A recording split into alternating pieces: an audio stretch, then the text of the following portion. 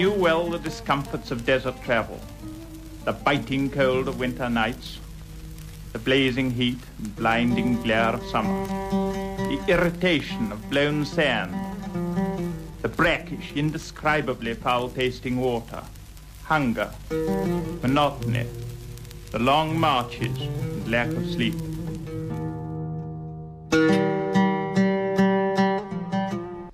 You've just got the clothes which you stand up in, a loincloth, and over it a long, loose Arab shirt reaching to your ankles, and fastened round the waist with a cartridge belt and a heavy, silver-sheathed dagger. You've a cloth round your head and nothing on your feet. You've no other clothes, so you can't change them, and they get pretty dirty and tattered after a time. You grow a longish beard and your hair round your shoulders. Then you've got a rifle, a goat skin for water, and another with some flour, dried meat, and perhaps some dates in it. You may have a cloak or blanket to wrap yourself in at night, and you just sleep on the ground beside your camel, wherever you happen to be.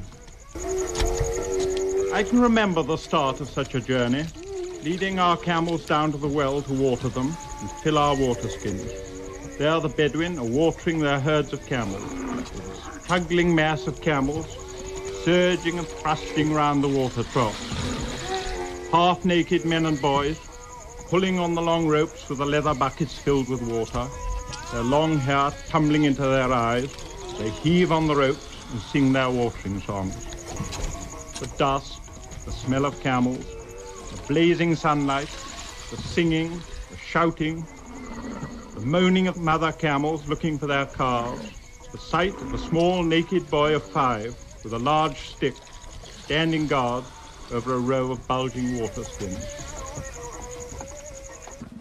The true sand dwellers own only camels, and no sheep, goats, dogs or donkeys could possibly survive here. Often hundreds of miles from the nearest well, they live for months entirely on camel's milk, drinking no water and eating no food, the fresh herbage sufficing for their camels' needs. The Bedou consequently depend for their very existence on their camels, for without them, life would be impossible. Traveling with them by camel, I haven't felt myself to be an intruder, as I should have done had I achieved the feat of forcing my way in by car. That would be to desecrate these solitudes, to be out of harmony with my surroundings.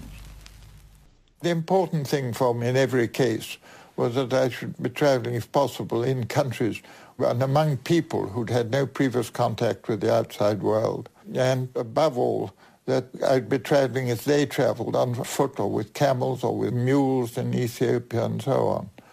And a third of my life, I suppose, I've been in places which had never even heard an engine.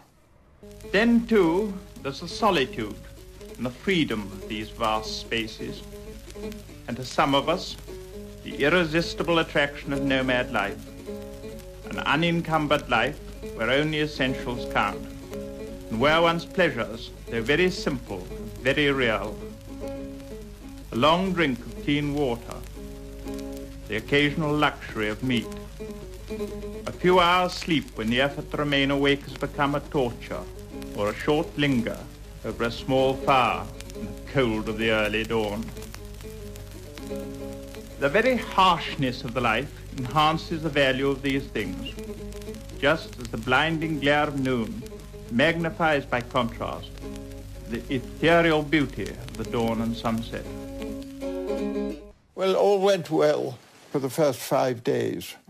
And then Sultan, the leader of the Beit Kathir, I think they'd lost their nerve. They'd never really been in the sands like this before. And he came and said, we can't go any further, and so on and so forth. And I said to Alauf, what are we going to do? And he said, I thought you wanted to cross the sands. I'll take you across if you want to go. And Bin Kabina, the other Rashdi who was with me, this boy, said, of course, I'm coming with you. So that gave us 2. And then 2 of the Beit Kathir said they would come with us, and the others turned and went back. Well, the trouble with this was that we had to divide our water, we had to divide our food, and our water was very short. We were about 5 days into the sand. We got 10 or 11 days still to go, and these enormous dunes which he was talking about ahead of us. but we took what we could in goat skins of water and rationed ourselves to 1 pint a day. That's all we could afford to drink. In the evening we drank it.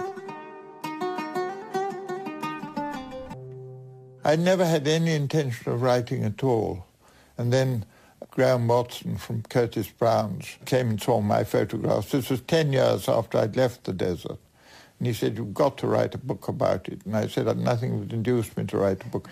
I don't want to spend my time writing a book when I could be travelling," and so on. Absolutely refused. He came back next day with Mark Longman.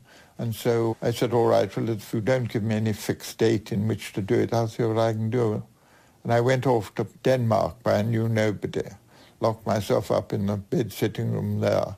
And I take my photographs and I took my notes and things along with me. In a curious way, I relived the whole experience. I mean, trying to write it and looking at their photographs and everything, it all came back to life so vividly. When I was in the mountains of the Hejaz, I was then in lovely country, travelling through forests of juniper and wild olive, and among terraced fields of young wheat and barley. Everywhere there were wildflowers, growing with the profusion of an English summer. Honeysuckle and jasmine, wild roses and pinks. And the air was sweet with the scent of rue and lavender. There were villages in which to sleep, built like castles on the mountain tops. There was plenty of food and clean, cold water to drink. Yet I found my eyes turning to the east, trying to pierce the haze which hid the deserts far below us.